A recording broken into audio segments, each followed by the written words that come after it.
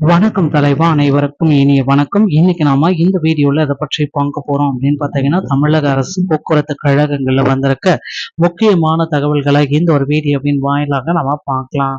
மக்களே, நீங்க நம்முடைய சேனல்ல முதல் முறையா பாக்குறீங்க அப்படின்னா மறக்காம ஒரு சப்ஸ்கிரைப் பெல்ல கிளிக் பண்ணிச்சுக்கோங்க.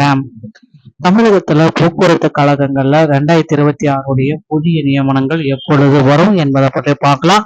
மருத்துவ காப்பீட்டு திட்டத்தை அமல்படுத்த கோரி 18/8/2025 முதல் 18/10/2025 வரை சிஐடியு சிஐடியு நடத்த காத்திருப்பு போராட்டத்தையொட்டி போக்குவரத்து அமைச்சர் மற்றும் அதிகாரியுடன் பேச்சுவார்த்தையில் 1/7/2026 முதல் மருத்துவ காப்பீடு திட்டம் ஓய்வூதியர்களுக்கு அமல்படுத்தப்படுகிறது. இதை பற்றின ஒரு சில முக்கியமான தகவல்களை இந்த ஒரு வீடியோவில் நம்ம பார்க்கறோங்க.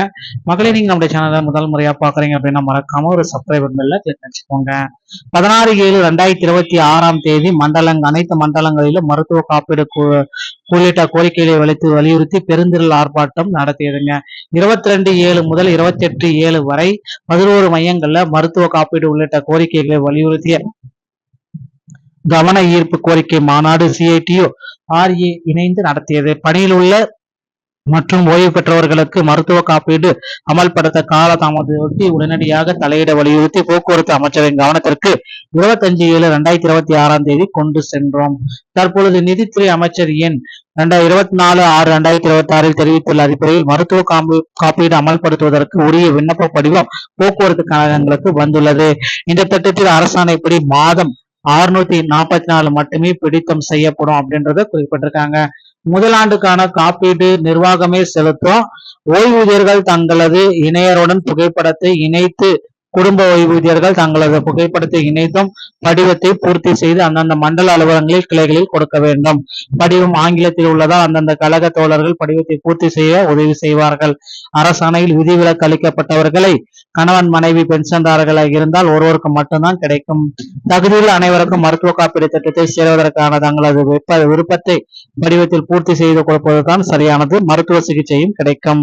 இணைந்த பின்பு உள்ள குறைபாடுகளை நிவர்த்தி செய்ய மாநில ஓய்வு பெற்ற அமைப்புடன் இணைந்து போராடுவோம் அப்படின்ற குறிப்பிட்டிருக்காங்க. சோ அடுத்து போக்குவரத்து கழகத்துல 2026 புதிய நோட்டிபிகேஷன் விரைவில் வெளியிடப்படுறாங்க.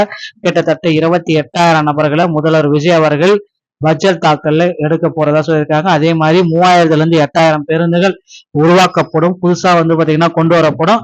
கிட்டத்தட்ட மகளிருடைய இலவச பயணம், ஓகேங்களா, மகளிர் வெற்றி பயணம் திட்டத்தை பாத்தீங்கன்னா முதல்வர் விஜய் அவர்கள் இன்று முதல் ஆரம்பிக்க இருக்காருங்க. பொறுத்து நாம் பார்க்கலாம்.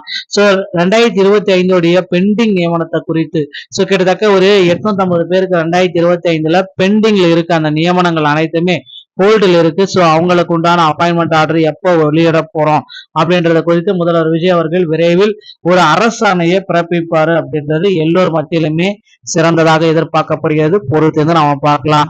அந்த அரசாணையில முதல்வர் விஜய் அவர்கள் கண்டிப்பா போக்குவரத்து கழகத்துல புதிய நியமனங்கள் குறித்தும் அதிக அளவு காலி பணியிடங்கள் உருவாக்கப்படுவது குறித்தும் வெளியிடுவாரு அப்படின்றத நிச்சயமா பார்க்கலாம்.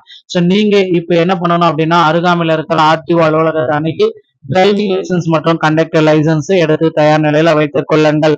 டிரைவிங் லைசன்ஸ் எடுப்பது எளிது. கண்டக்டர் லைசன்ஸ் எடுக்கணும் அப்படின்னு நினைச்சீங்கன்னா தமிழ்நாடு திறன் மேம்பாட்டு கழகத்தை அணுகி ஃபர்ஸ்ட் எய்ட் சான்றிதழ வாங்கி அதன் பிறகு அதை வைத்து நீங்க கண்டக்டர் லைசன்ஸை பெற்றுக்கொள்ளலாம்.